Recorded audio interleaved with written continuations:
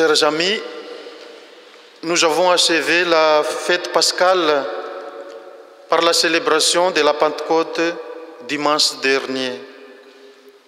Et nous entrons dans le temps ordinaire. Aujourd'hui, l'Église célèbre la Sainte Trinité. Nous savons bien qu'il n'y a pas de mot Trinité dans la Bible, mais on y voit le mot Dieu ou Père, Jésus ou le Fils et l'Esprit Saint. C'est à partir de ces trois noms et surtout à partir de leurs œuvres d'amour et d'unité que l'Église a formulé le mot Trinité. Dans l'Évangile d'aujourd'hui, Dieu a envoyé son Fils pour que, par lui, le monde soit sauvé. Dieu a tellement aimé le monde qu'il a donné son Fils unique afin que quiconque croit en lui ne se perde pas, mais obtienne la vie éternelle. Dieu a tellement aimé. Cet amour est le principe et la source suprême du salut. Il a aimé le monde, ce monde déchu, pécheur, en révolte contre lui. Il a aimé notre humanité tout entière, à laquelle il destinait cette manifestation de son amour. Il a donné, non seulement envoyé, mais abandonné ce qu'il avait de plus cher, son Fils unique. Il l'a livré pour nous tous.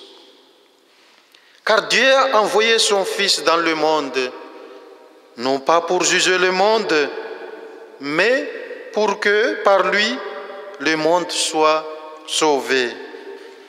Jésus confirme dans ses paroles que le but de sa venue dans le monde était bien de manifester l'amour éternel de Dieu et non de juger le monde.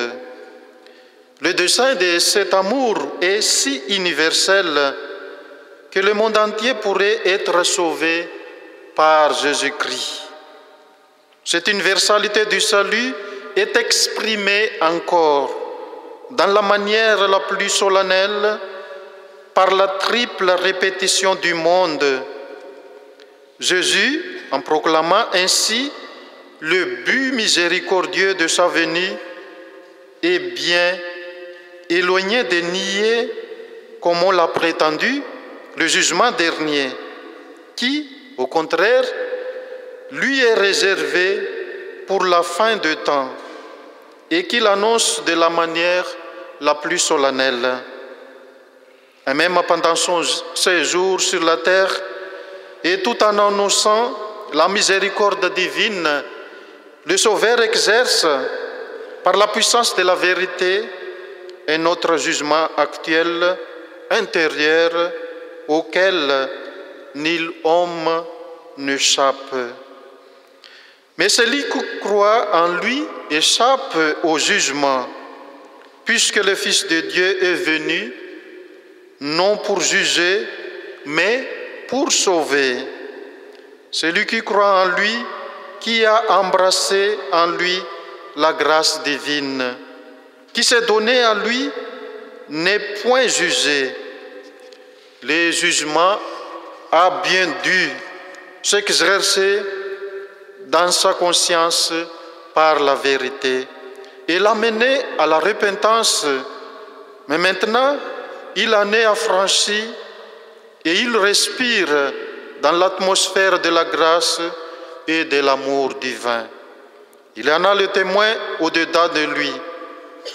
Jésus confirme abondamment cette précieuse parole en déclarant que le croyant est affranchi même du jugement final, où il ne comparaîtra que pour voir, constater au grand jour son état d'âme. Mais celui qui ne croit pas est déjà jugé parce qu'il persiste dans son incrédulité, par le seul fait qu'il n'a pas cru au nom du Fils unique de Dieu qui s'est présenté à lui, plein de grâce et de vérité, et qu'il a repoussé en lui, fermant son cœur. Il reste dans son péché, auquel il a ajouté le péché le plus grave, le mépris de la miséricorde divine. Frères et sœurs, en cette fête de la Trinité, Saint Paul apôtre, dans sa deuxième lettre aux Corinthiens, insiste sur la communion intime de la Trinité en disant que la grâce du Seigneur Jésus-Christ, l'amour de Dieu et la communion de l'Esprit Saint soient avec vous. Voilà la plénitude de bénédiction de Dieu, 3 fois saint, 3 fois miséricordieux, le Père, le Fils, le Saint-Esprit. Tout pour l'homme pécheur commence par la grâce du Seigneur Jésus-Christ, qui est le pardon de ses péchés, sa réintégration dans la faveur de Dieu et dans l'alliance éternelle de sa grâce. C'est pourquoi Saint Paul, contrairement à l'usage constant de l'Écriture, place ici en premier lieu Jésus-Christ et sa grâce. La source première de cette grâce, c'est l'amour de Dieu le Père, qui nous a donné son Fils, qui nous a révélé par là cet amour infini et qui nous en fait éprouver personnellement la réalité et la puissance quand nous sommes participants de la grâce.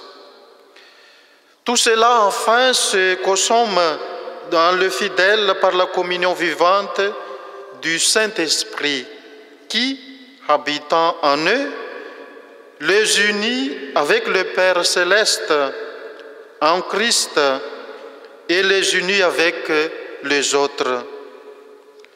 Que la grâce vous justifie, vous réconcilie avec Dieu, que l'amour vous embrasse, tous comme bien-aimés de Dieu, que l'Esprit vous sanctifie et vous consacre comme le temple de Dieu vivant et véritable. Voilà l'œuvre de la Sainte Trinité.